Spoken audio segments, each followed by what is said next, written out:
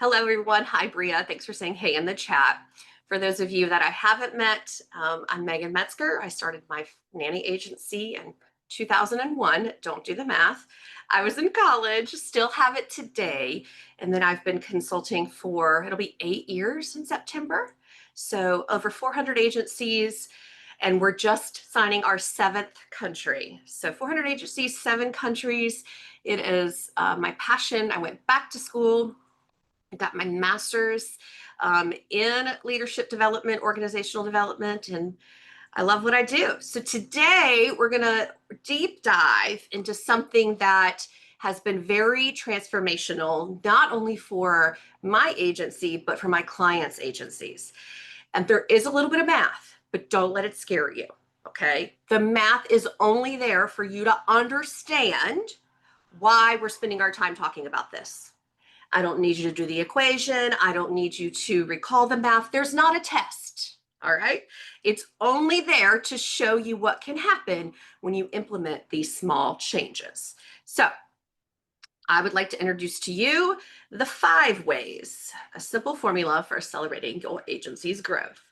All right, so today we're going to talk about the definitions of the 5 ways, what they are. We're then going to work together to calculate your conversion rate. I'll tell you why that's important. I'm going to give you that math equation. Don't worry, there's no test. And then we will deep dive into 2 of the 5 ways together so that hopefully at the end of our time, you will be able to make some quick changes in your business to grow rather quickly for free or for very little money. All right, so this was me back in 2022. I felt like a hamster on a wheel. I don't know about you guys, but for those that were around in COVID, COVID actually was pretty good for our industry. But in November of 2022, something changed and I felt it coming. I saw it coming within my clients and it was stressing me out. So I consulted a CFO. She is a fractional CFO, brilliant, brilliant woman. I said, I need you to deep dive in my books and tell me what I'm doing wrong. And bringing the 5 ways into the agency is how we recovered and how things are flourishing and better than they even were in 2020. I'll go ahead and tell you what was wrong because everyone likes to know. And that was our profit margin was way too low, right? So it didn't matter how many millions we were billing. Because our margin was so small, we weren't getting anywhere, okay? What is so small, Megan? 11%. So for every dollar, we were keeping 11 cents. No, thank you. This is too much work for 11 cents. Would you agree? So what we did was we raised our prices. We fixed a lot of our workflows, reduced expenses by outsourcing, and focused on our 5 ways. So let's chat about it. Here's the math. Don't freak out. The purple are the 5 ways. Can somebody read to me these 5 purple boxes?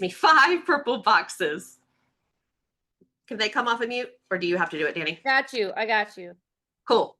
Number of leads times the conversion rate. And then we got average sale dollar amount and the number of transactions. And then the final one?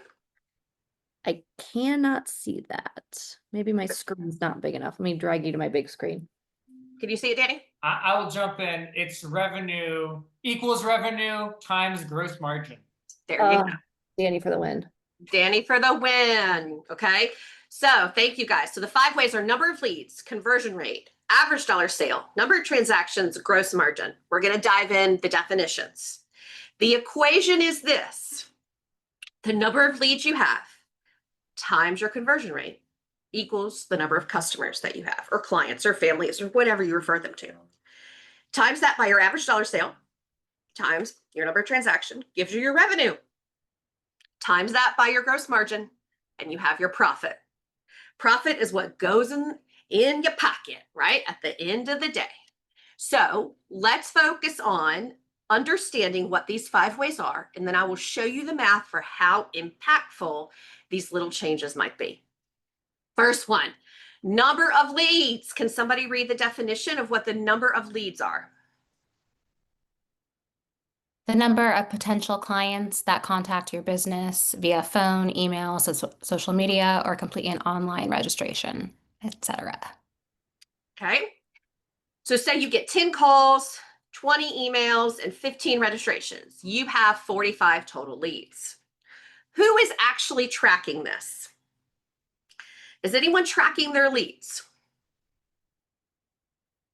You are? Okay.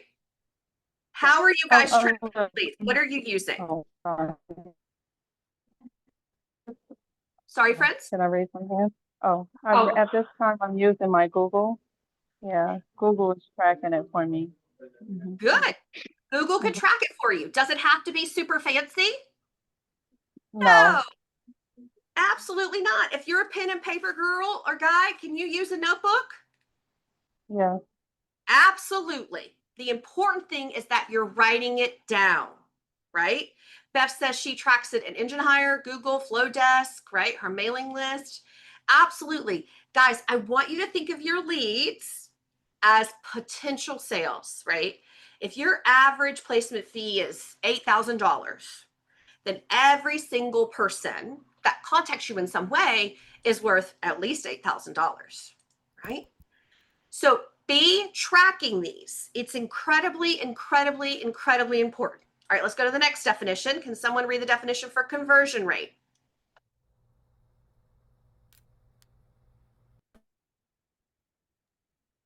Conversion rate is the percentage of potential clients who complete registration. Right? So if you have 45 leads, right, the total number of leads who convert divided by the total number of leads. And then you multiply it by 100 for a percentage. So math is not my friend, guys. Don't you love how they told us in school we'll never have a calculator and we literally carry one with us? So if you had 45 leads, right? We in our previous example, and 5 of them converted. They totally signed everything. They paid their registration or their search fee. Your conversion rate would be 11%. Okay. 11%. If we have 45 leads and 10 of them converted, it would be 22%. Does that make sense? Not super scary. All right, here's how we're going to calculate your conversion rate. If you take anything from this webinar today, let it be this. You need to calculate your conversion rate. All right. Don't be afraid to put in the chat, raise your hand if you're still confused what I mean by this. But I want you to pick a specific time period for review. So it could be the first quarter. It could be the last 90 days. And you need to determine the number of families or leads that have contacted you, and then the number of families who have completed the registration paperwork, paid the registration or search fee during that time period. You're then going to divide the two numbers and multiply to get your rate. I'm going to help a couple of you that might have these numbers. Okay, does anyone have their leads? Does anyone know their conversion rate?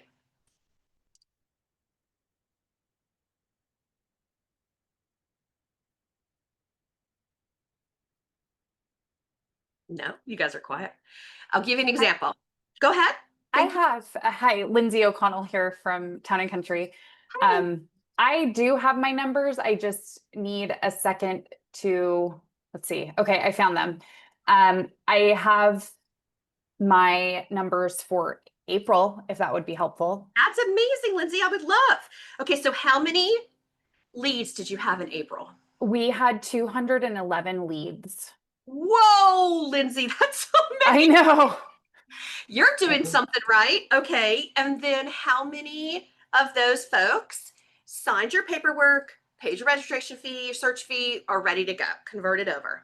So we had 11 new clients register. And then we had 42 clients reactivate. So in total, we had 53 clients that engaged with us out of the 211. Okay, we'll use those numbers. That might be slightly different for other folks, but Okay. that's okay. So if I take 53 divided by 211, I'm going to get 0.25. If you times that by 100, that's 25%. That's not bad, my friend. I want to be at 40, but Hey, I'm glad you said that. I'm Yeah. glad you said that. So a couple of things. You could spend all your time and money and energy and effort in pouring into leads. You could be like, Google AdWords, I'm mhm, going to be out everywhere. SEO, I'm going to have so many leads. But if this number is low, you are burning money. yeah. Your time and energy and budget is better spent getting this number up. You're saying 40. That is a hefty, amazing goal. I love it.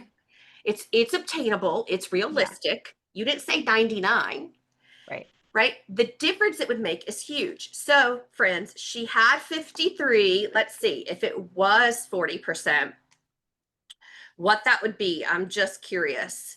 It would be 84 clients. So that's a difference of 31 clients. mhm, Tell me that's not worth it. Right. It's huge. It's huge. And I had a call this morning with a client who has been with us for a while. I adore her. And she said, okay, Megan, I'm going to get my conversion rate up 10% by July, the end of July 2025. I said, okay, what do you got to do first? She said, I got to calculate it. So she starts tracking. Well, we meet this morning and I said, how are we doing on our conversion rate increase? She pulls it up and she goes, we went up 30%. Wow. They increased 30% in like 5-6 weeks. And I think a lot of it had to do with the fact that they were tracking it and they hadn't tracked it before. Mm. And they did a couple of other things that we'll talk about here in just a moment. Does anyone else need help with the math? Does anyone have questions about how we got there? Do you understand the importance of this? Oh, kids and caboodles. The question is for those numbers for full-time placements or babysitting service. It's a great question. It really should be all of the above, right? So whether that's a full-time lead or a babysitting service lead, if I know that my conversion rate, here's another way you can look at it. If I know my conversion rate is 25%, right? And I know that I want 2 clients every single month. How many people do I need to talk to get my 2 clients?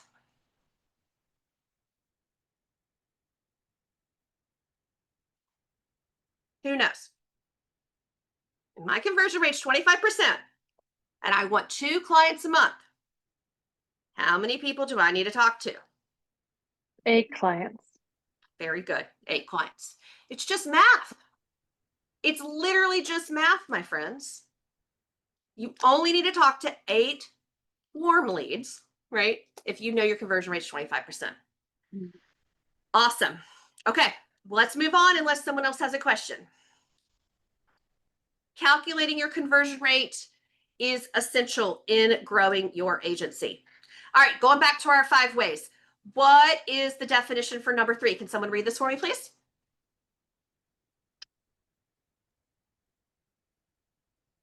I can read it. Average sale, the average amount of money a client spends with your agency, the total number of placement fees earned divided by the number of placements within a specific time period.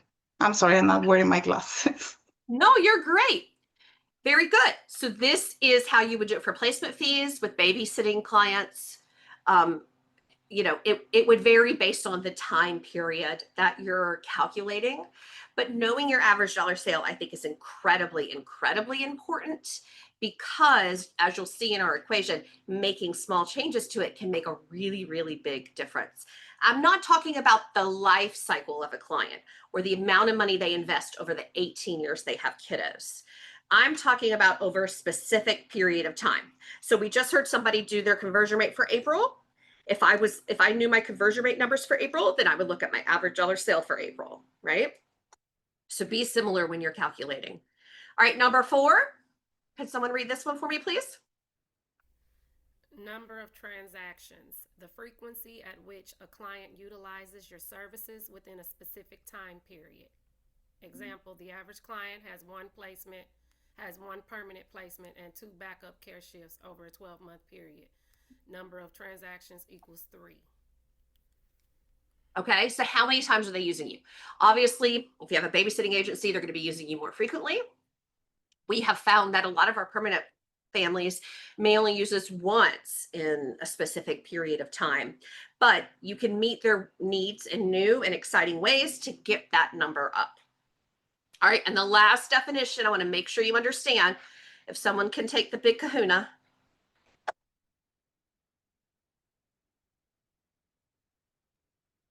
Gross margin, the remaining revenue after deducting all direct costs associated with acquiring the services your company sells / finding nannies. So if you employ, your hourly wages and your payroll taxes would be included in this. If you don't employ, then background check fees, credit card fees, if there was any recruitment expenses that you want here that were directly related.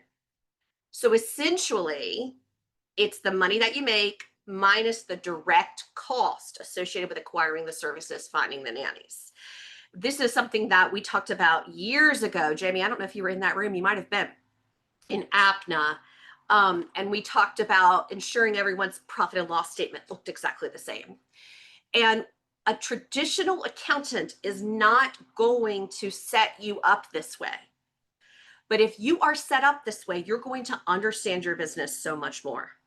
And that is calculating what your true gross margin is. Okay, so rent does not go in your gross margin. Telephone does not go in your gross margin, right? For you to have made that placement, you had to pull these background checks. You had to pay Scout for these reference checks, right? That is a direct cost associated with the placement of that nanny or babysitter. That goes in your gross margin. Y'all ask questions if I'm killing you. Engine Hire, thank you for giving them that definition.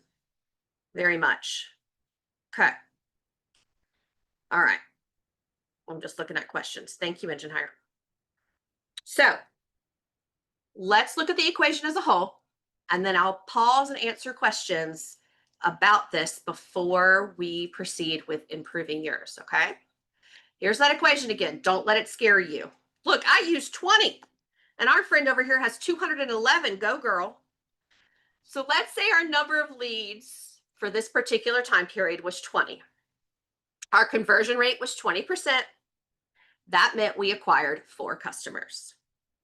Our average dollar sale, because clearly we're a placement service, was $6,500, and our number of transactions was 1. That means our revenue is $26,000. If our gross margin is 40%, we have profited $10,400. Okay? Whether you understand the math or not, all I want you to see is what happens when I focus on these purple 5 ways. I just put my attention there and make some small tweaks and look to increase each of them by 10%. Just 10%. Okay, here's what happens. My number of leads goes from 20 to 22. My conversion rate goes from 20% to 22%. Customers from 4 to 5, technically 4.84. Average dollar sale from 6,500 to 71. Number of transactions, 1.1. My revenue goes all the way up to 35,000. My gross margin increases just slightly. My profit is now $15,730 going in the bank. That is a difference of $5,330 or a 34% increase. Okay. What if I told you, friends, that 2 more leads, just 2, not 211, 2 more leads and focusing strategically on these 5 ways would make you 34% more money? Would you say it was worth your time? Yes? Okay. So that's what we're going to talk about today. Jamie, how do you account for inquiries that are not qualified in your conversion rate? That's a great question, Jamie. I think at the end of the day, some of them aren't going to be. And would we break ours down? So we use Excel or Google Sheets, old school Google Sheets. And I'll pull it up while we're chatting, but my team will say in there, it'll have like name, phone number, what city they're located in, what service they're interested in. And then they'll say different things that let us know if they're not our target market client. They follow this all the way through. So when the client registers and we get their address, guess what they're doing? Zillowing it. Guess what they're doing when they get the client's full name? Finding them on LinkedIn, finding out what they do for a living. I mean, we're like little investigators over here, really, honestly. We want to know where they came from, if they're qualified, if this is something, and honestly, to be candid with you, it's not always the job and the house that tells you if they're going to invest in a nanny or not. They could have grandmother paying for it. There's so, Sherlock, Megan, exactly. There's so many different things that determine when someone sees value in full-time childcare. But I would say track it all. Any metrics are going to be good. We will put all of them in there, right, in the whole number. But we also know if we get a slew of unqualified leads, we look and say, okay, where are they coming from? Do we need to reposition something? Do we need to stop marketing here? Do we need to look at a new strategic alliance, right? So that we can pivot and be more proactive about who we're reaching out to and making sure that it's the right fit. Does that help, Jamie? Yeah, for sure. Yeah, right now we're tracking, because we don't want to do the Sherlock Metzger thing. We're tracking top line, okay, so we got 160 new inquiries last month. We track them like, how many actually turn into sales calls. Then we're tracking sales call conversions. Like Yes. that's kind of what we're tracking right now. And then our expectation for conversion once they've registered with us is 70%, 75%. So we're tracking it from top to bottom. I was just curious if you had a way to cull that wasn't manual, because right now we're doing it manually too. I am sure that Engine Hire would find us a way to do it not manual. I'm sure that they would in all their different processes and reports. But for now, we do it manual. I'm from the camp of, yes, systems are essential, but that doesn't mean that every system's automated, right? It just doesn't. And it's something easy for everyone to look at. It takes a quick glance and you can start with one thing and then move to another based on your business and your growth. I will pull up an example evaluation of leads so you can kind of see how it looks, but y'all just have to give me a second because I don't want to share anyone's work. All right, any other questions about that before we move on how to get those 5 ways increased? Any other questions about what am I talking about? Why is this important? How to calculate your conversion rate? You all totally understand. This is just information you so know. Everybody's good? Okay. What if your conversion is really low? Thank you. Would you pivot or refine? Thank you. Yes. Okay. So the question again is, what if your conversion rate is really low? Would you pivot or refine who I'm going after? That is a fantastic question. Thank you for asking that. There's a couple of things that I want you to think about if your conversion rate is low. One, are you finding the right type of families? Are they all unqualified, right? 2, are you speaking to them in a way that makes sense? So a lot of times when agencies come to me and they're looking to grow, this is one of the first places that we start. And we start with understanding their workflows. What is that family or client's experience from beginning to end? And the sales call is actually never a sales call, right? No one wants to be sold to. I just had to buy a new car and it was a terrible experience until I called one of my clients that I have placed nannies with and an executive assistant with. He owns a bunch of dealerships. And I said, hey, Eric, I need a new car. Can you help me? And then it was the most incredible experience in my life. Y'all, I pulled up to this car dealership at 3:30. They had shipped in a car from 2 hours away, one way, 2 hours away. It was sitting there with the other 2 cars. They greeted me, shook my hand, gave me a bottle of water, test drive, ready for paperwork, done, in and out in 2 hours. I will only go there from now on. That experience was amazing. I didn't even try to haggle the price because he goes, I gave you a $250 friends and family discount. $250 is nothing, but the experience was so incredible, I didn't care, right? So nobody wants to be sold to. Are you asking the right questions? Are you using motivational interviewing to get them to understand what they really need? Sometimes you just have to ask a question the right way.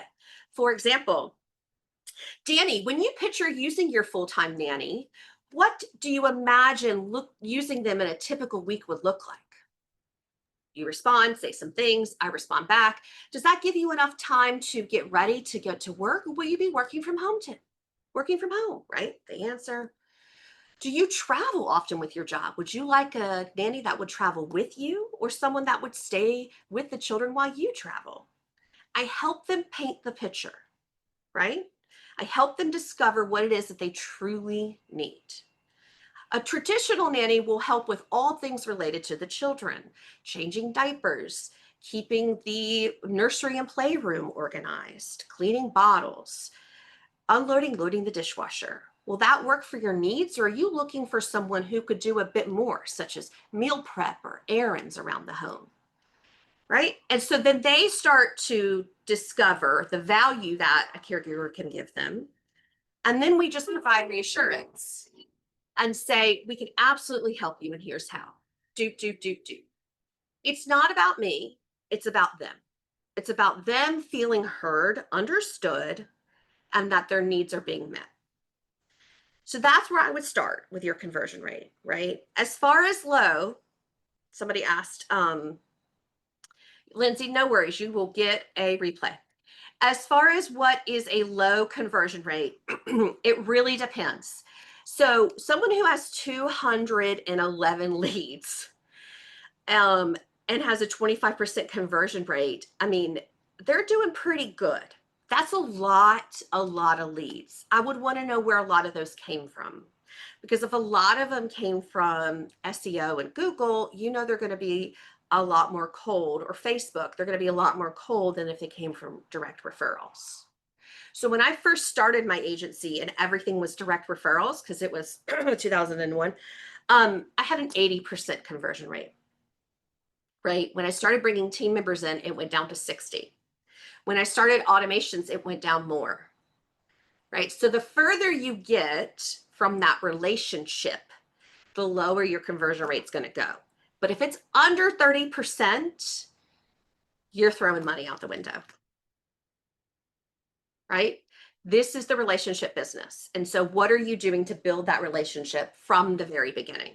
How are you standing out? How are you make them feeling seen from the very beginning? Let's see.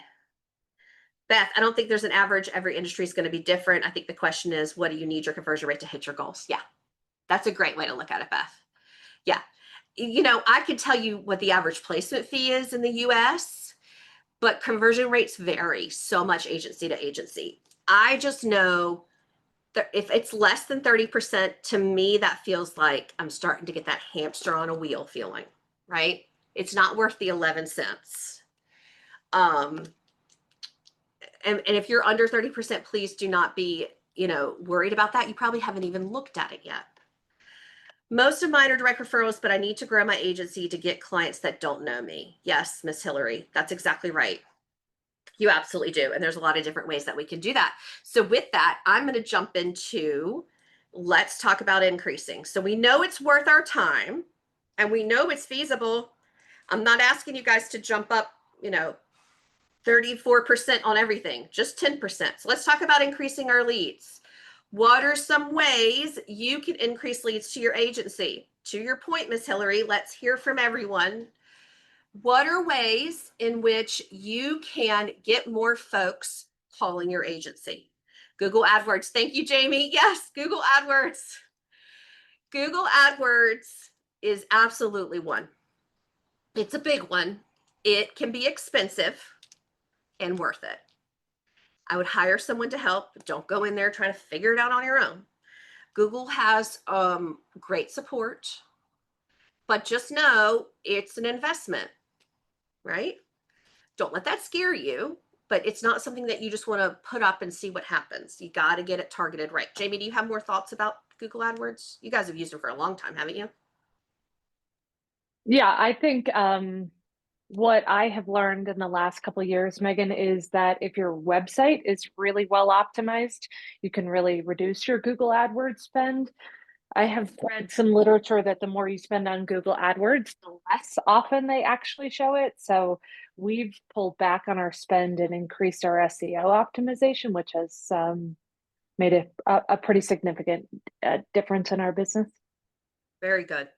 And that is what Remy just said. Thank you, Remy. If you do Google Ads, you need to do SEO first. SEO, search engine optimization. That's that like big hairy beast that we all know is out there, but don't know exactly where to find them or what to do, right? So search engine optimization is all about how your website's built, the keywords you use, the meta tags you use. It's, something that you can work on your own. There are lots and lots of resources out there to help you. You can also hire someone. I think Engine Hire, did you have Claire speak for you guys? I know APNA had her at the last conference.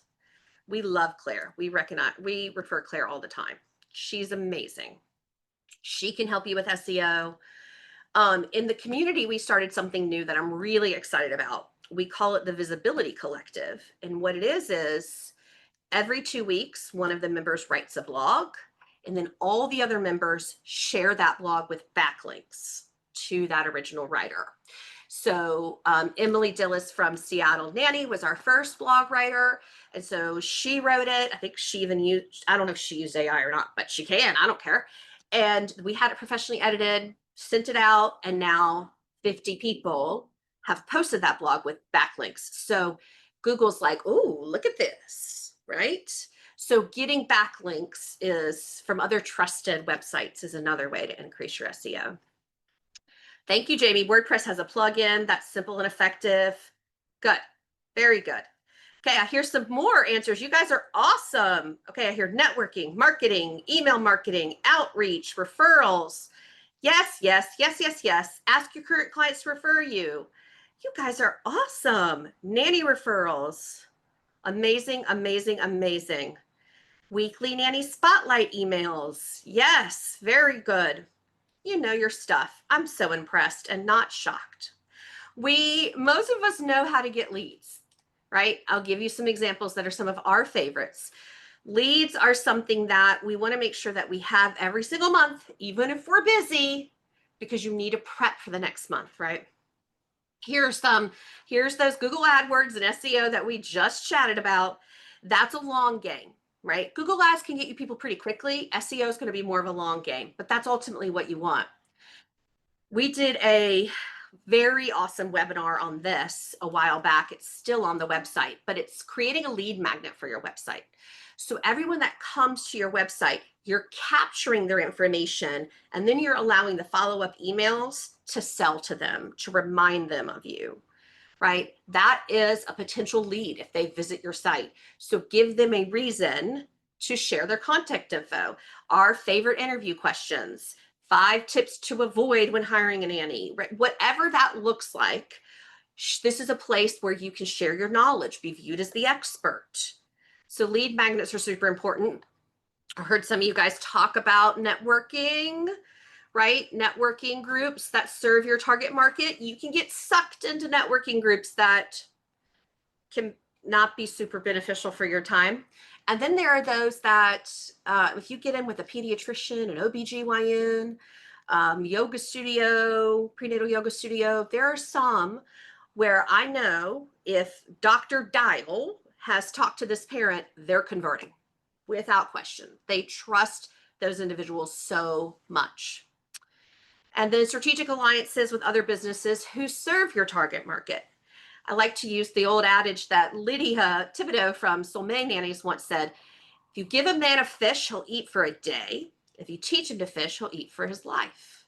So instead of looking for one individual family, what if you found the pediatrician's office or the OBGYN's office or the prenatal yoga office or the baby boutique, wherever it is that your clients spend their time. Where do their children go to school? What do they do after school activities? What country club are they a part of?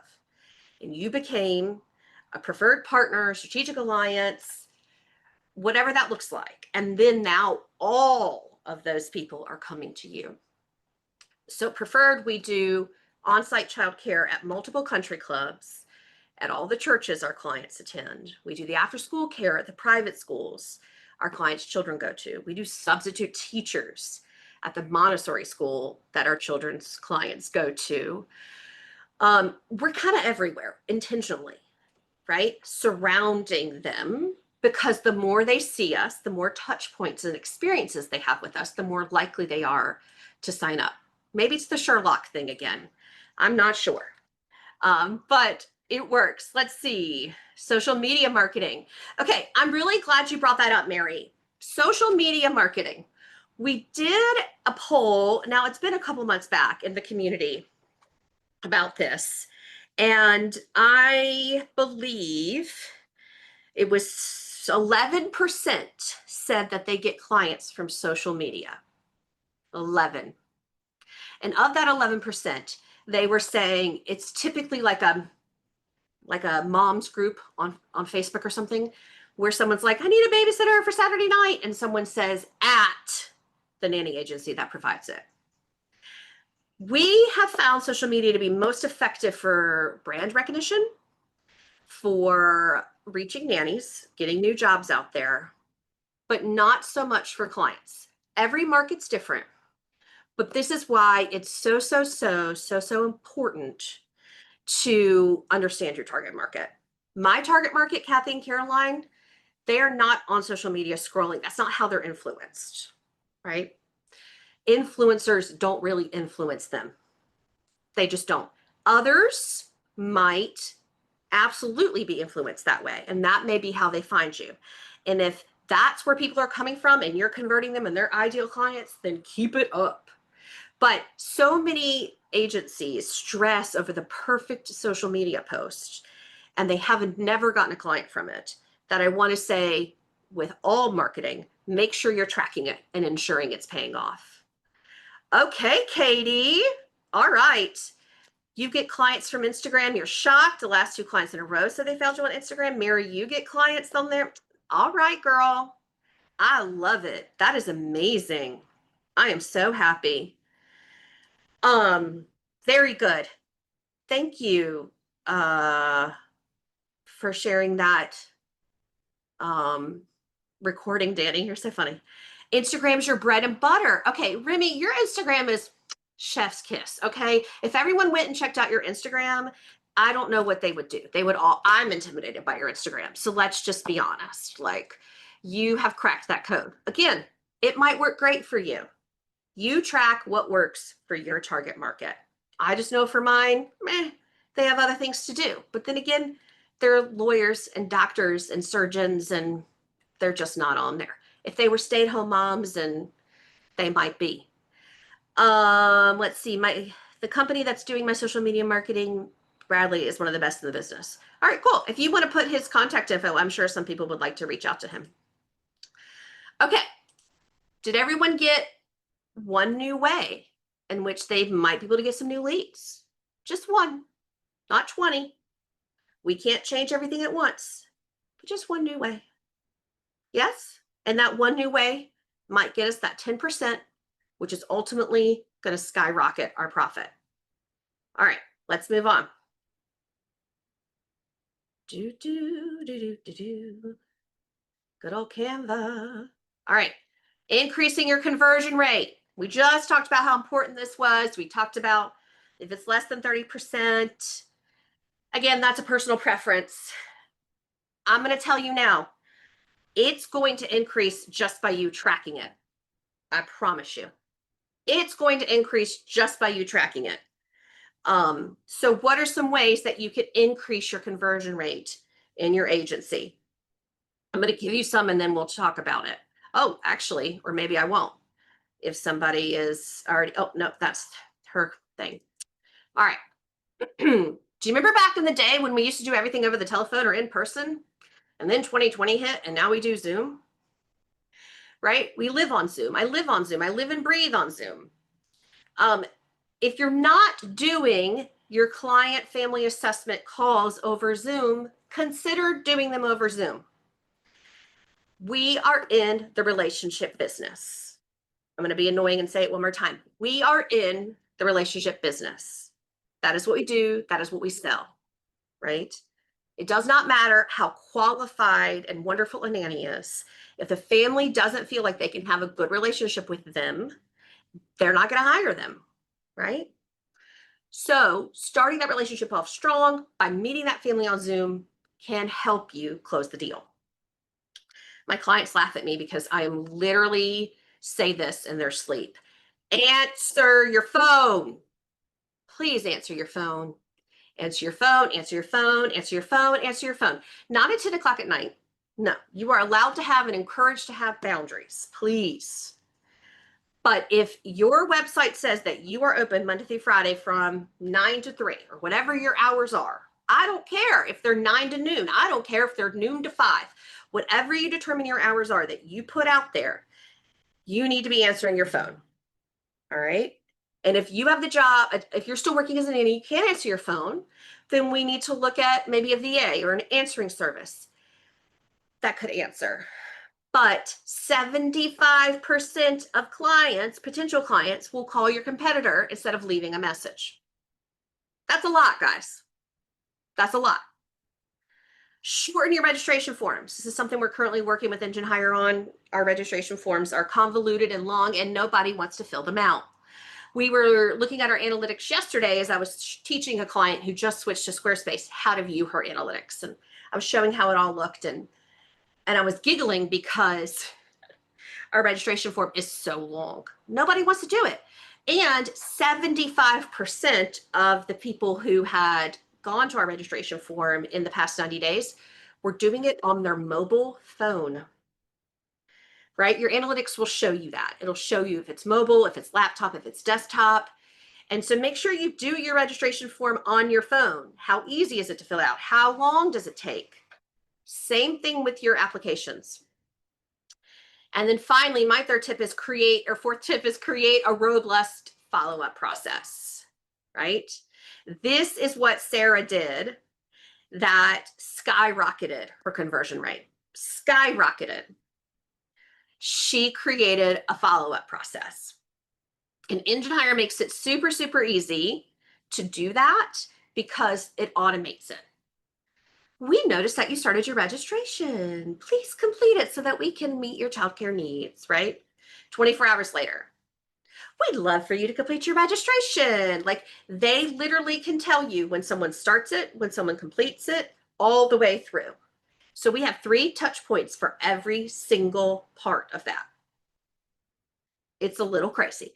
Hopefully no one gets all of them, but we say it a little differently each time. We approach a different reason why someone may not have completed each time. It's not super repetitive. Okay, people are referring people. You guys are awesome. Okay, what else? Conversion rate. Has anyone successfully increased their conversion rate? If so, what did you do?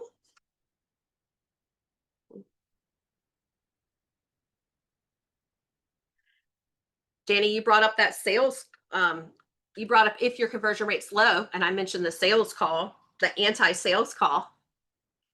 Sometimes you need a script, guys. Sometimes you just need questions to ask. Sometimes another reason why I love Zoom is because it forces you to be focused. Forces you to be focused on that client and not doing something else, right? So if I'm talking to you about your needs and I'm over here emailing, right, you're going to be totally turned off. But if I'm totally into you and hearing what you're saying, I can respond better. And if I have a couple of questions that I know to ask, or I have a little reassurance, like 90% of our nannies complete their year contract and go into a second year, or 99% of our families struggle to choose between the top 3 candidates we send them, But if we don't hit it out of the park in that top 3, we'll continue to send you candidates until we get it right, as long as you give us detailed feedback, right? Those little things, right? What are your little one-liners that help you get your USP, your point across, and give people assurance? Okay, Remy, I started texting for follow-up recently, and it's helped with responses, I feel like. Absolutely. I am from the 2000s, and I reserve texting for nannies only. But that is old. I am old. I recognize I am old. Texting, if that is how your target market prefers to communicate, then text them, right? Sometimes they are busy. They don't want to get on the phone and call you. They don't want to email. It's buried. So text away. That could be one of your 3 follow-up processes. Jamie, we refined our follow-ups from automation to personalized text calls to increase our conversion rate by double digits. That's what I want to hear. Right? Double digits.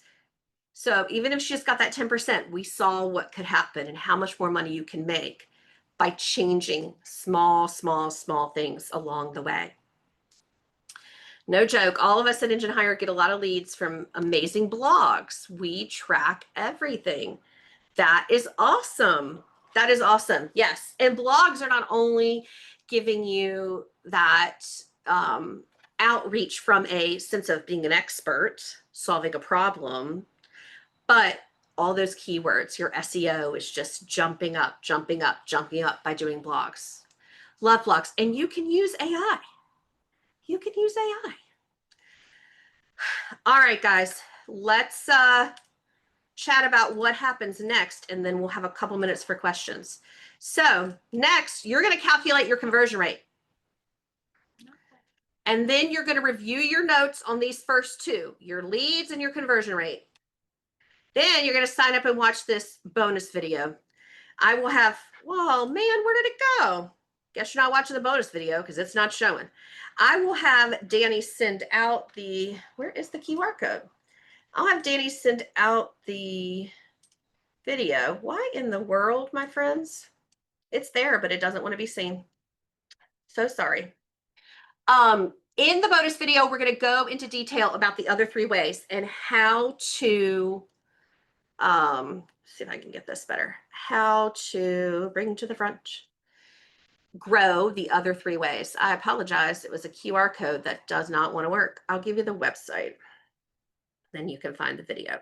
But let's answer questions that anyone might have about what we talked about today, about any of these parts of the 5 ways. Again, the bonus video is going to go into detail with you for how to grow the final 3. But if you have any questions, now is the time to ask. And you're welcome to come off of mute and ask them. Whatever works best for you. Danny, I'll let you do your thing. Sorry about my QR code. Here it is. I will put it in the chat so everybody has it. But it's just a little video of me talking about the other 3. Yay, technology.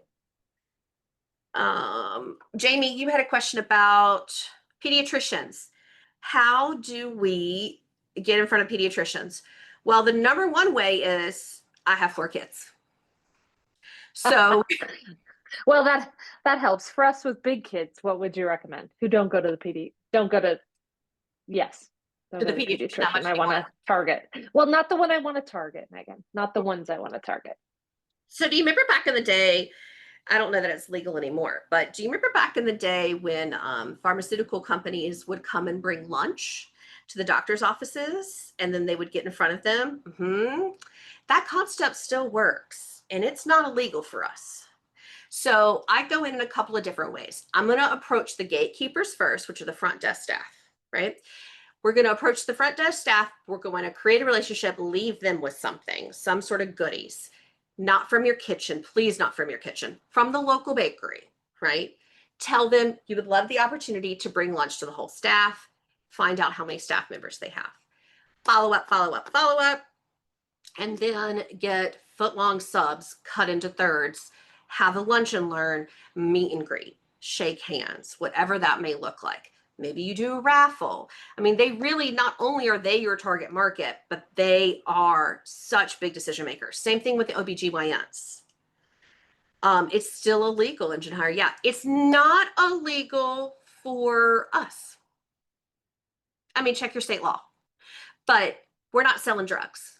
We're providing a service. We're making relationships, right? But that concept still works. Also, you have families who are coworkers, who are pediatricians. Like, Dr. Dial actually became a client afterwards, but we've had multiple pediatrician clients that I would reach out to and say, we would love to be a resource for your coworkers and any of your patients. What information would you need from me, or what can I do to help you get the word out there?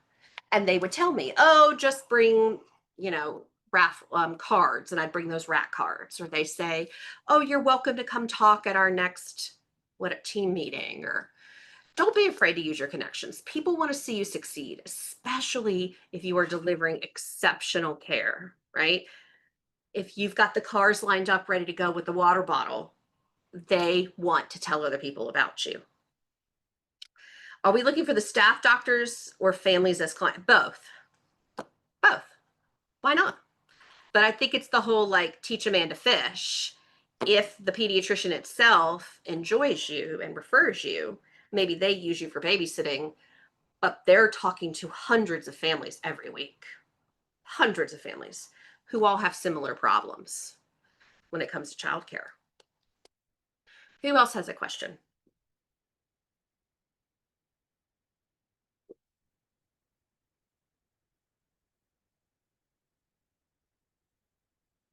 Let's see.